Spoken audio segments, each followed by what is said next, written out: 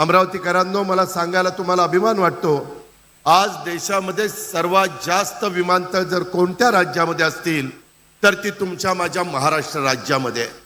आणि एवढ्यावर आम्ही समाधान मानत नाही. येतानाच आमची चर्चा चाललेली होती. स्वतः मुख्यमंत्री म्हणले की अकोल्याचं पण काही थोडेसे जागेचे प्रश्न आहेत, ते आपण निकाली काढू. आपल्या विदर्भामध्ये 11 जिल्ह्यात विदर्भाला आणखीन मोठ्या प्रमाणात समृद्धी महामार्ग झाला. नॅशनल हायवेचं जाळं आपल्या गडकरी साहेबांच्या नेतृत्वाखाली या भागामध्ये झालं. पाण्याच्या संदर्भातले प्रश्न सोडवण्याच्या करता सातत्याने मुख्यमंत्री, उपमुख्यमंत्री, गिरीश महाजन, बाकी सगळे प्रयत्न करतायत. आणि हा प्रयत्न करत असताना त्यामध्ये अधिकाधिक विमानांची सोय, विमानतळांची सोय ही माझ्या विदर्भवासियांना झाली पाहिजे.